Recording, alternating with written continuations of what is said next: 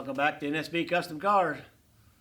So it's been several weeks, or 2 or 3 weeks, since we've put a video out.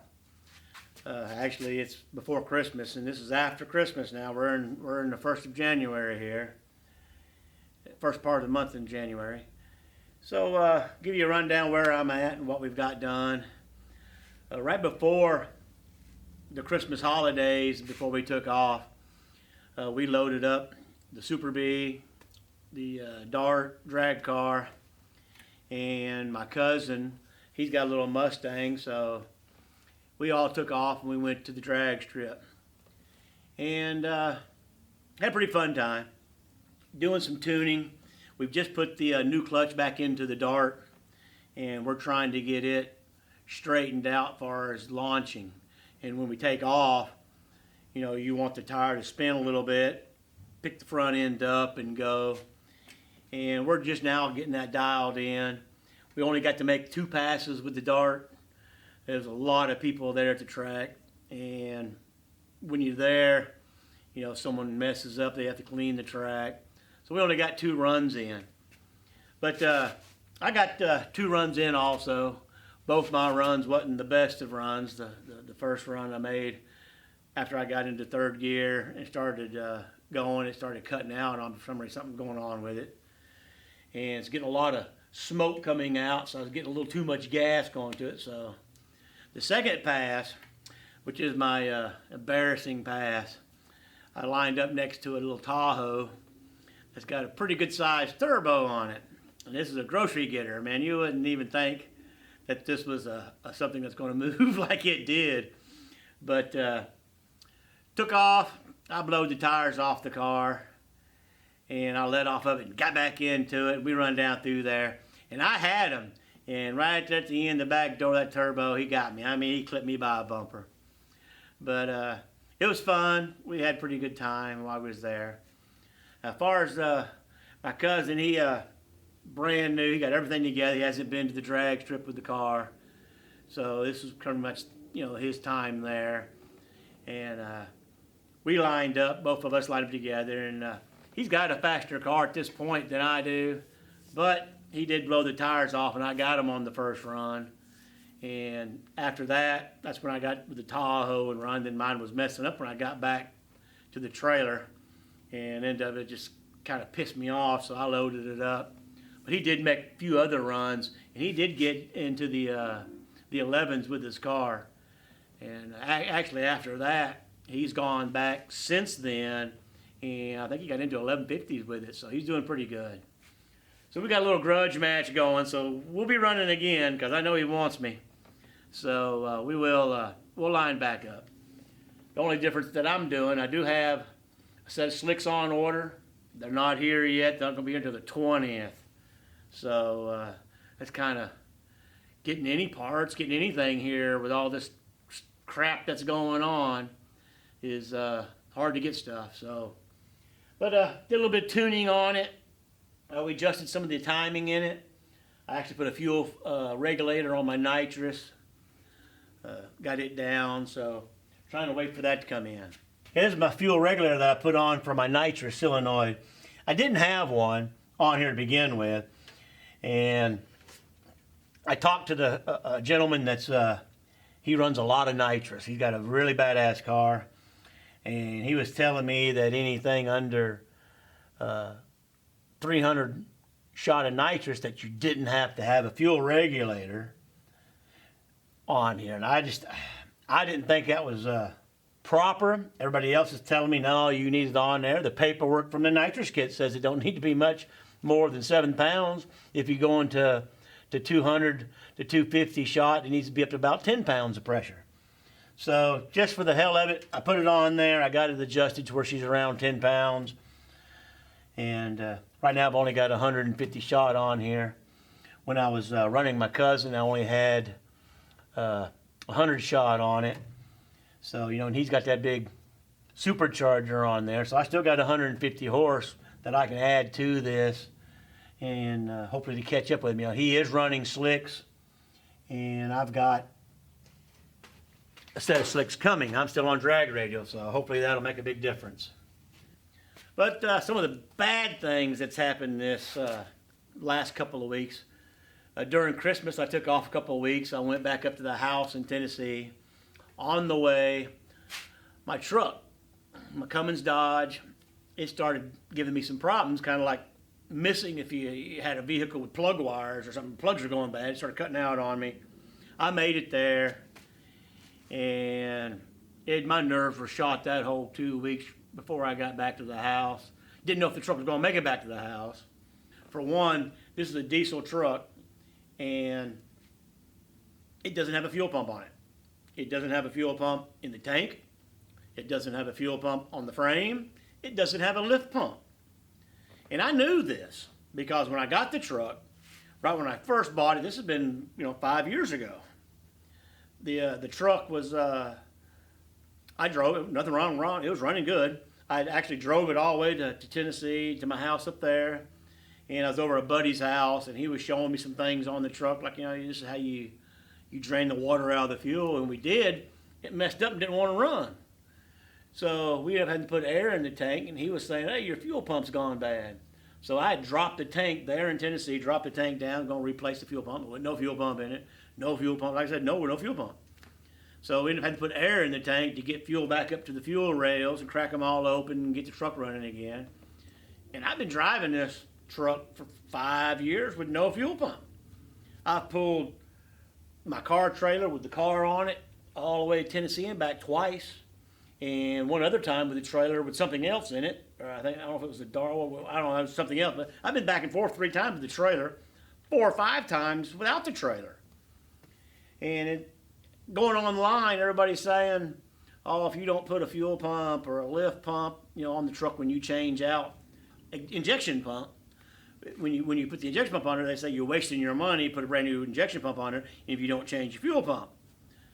And because if you don't have the adequate fuel going to the back of going into the injection pump, that it gets hot and burns them up. And the way they're talking is like going to last no time. And I've been driving this truck everywhere. But to get back home, I did put a fuel pump on it. It did make it back home. It did act up some, not as bad as it going, so it did help putting the fuel pump on it. And once I got back to the house, and actually before I even got to the house, I was up on the top part of Florida. My alternator gauge goes to 0. I'm like, man, just keep piling on. But I stopped 2 or 3 times trying to figure out what was going on with it. Ended up just said to hell with it. It was nighttime. The fuel pump's running. All my lights running. It does have 2 optimal batteries in it. I said, I'm going to see how far it'll go. I drove it all the way home, 2 hours with all that running. Pulled in the yard, killed it. Started right back up like the batteries were charging. So I don't know. The gauge is going to 0. So I got some issues with the truck. And I'm pretty much 100% sure that the problem with my missing and carrying on is that injection pump is fixing to go out because it didn't have a fuel pump on it. So I'm going to be taking that off here and fixing it. So we'll do some video on that. Y'all get to see that. But right now, this video is just going to be when we went to the track. And me, Lee, and my cousin, we all had some fun. You'll see my 2 runs. You'll see the 2 runs in the dart. And then you'll see my cousin, he does a couple, he went back around 2 or 3 times. They kept just hot footing it right back up there. And his son was driving a couple of the passes, but they did pretty good. They got in going. And check these videos out, and hope you like it. Well, everybody, we're at Orlando Speedworld. We brought all of the cars, even got my cousin here. Let me show you what we got. We brought Superbee.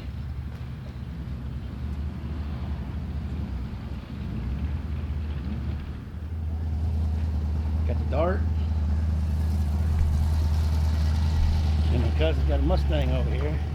Got a little supercharger on it. We're going to run it too.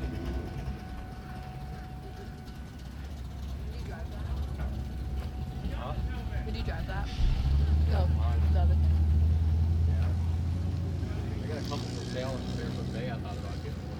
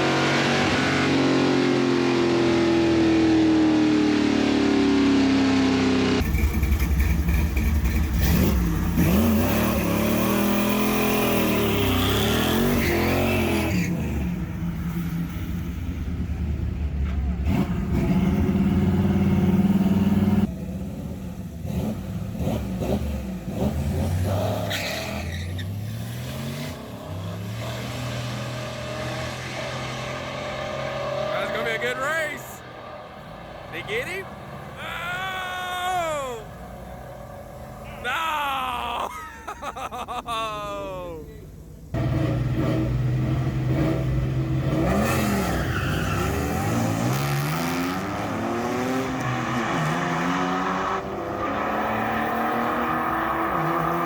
That was better.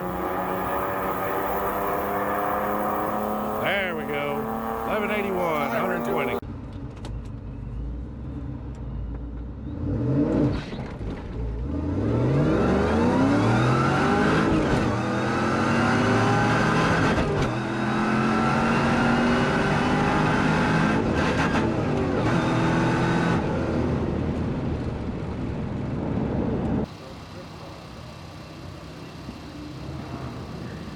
died.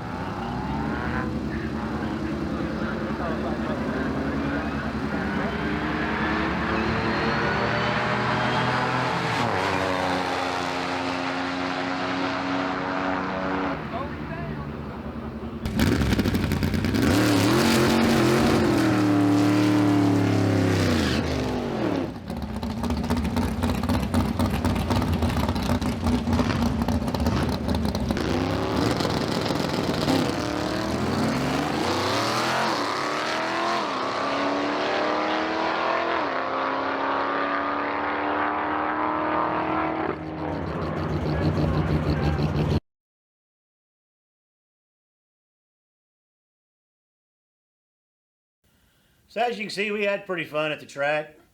On the Dart, as you noticed, you know, when we were launching, it was kind of nosing over a little bit. That's because when we burnt that clutch up the last time, we were really coming out hot, and the clutch was a little loose.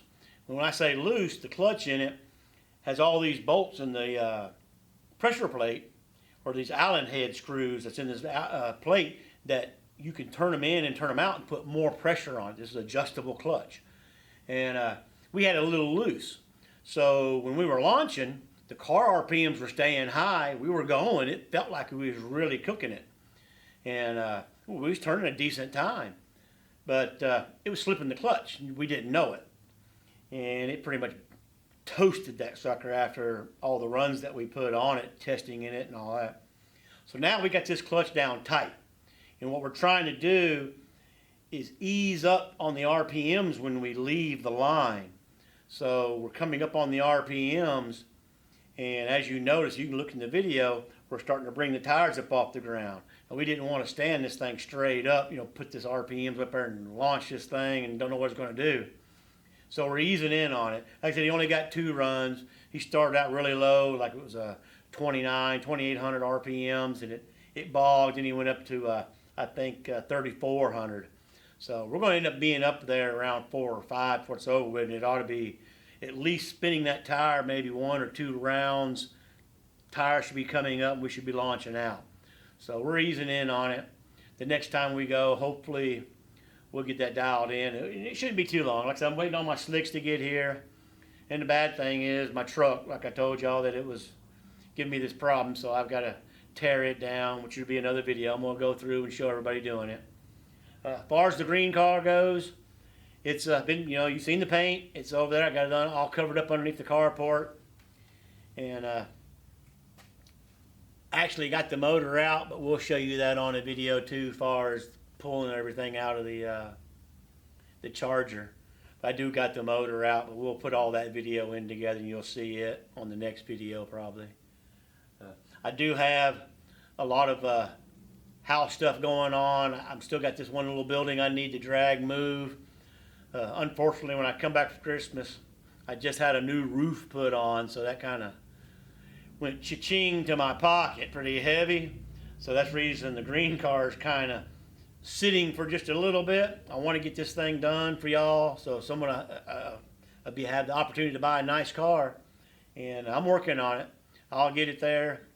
And hopefully one time somebody's going to be driving a really nice car.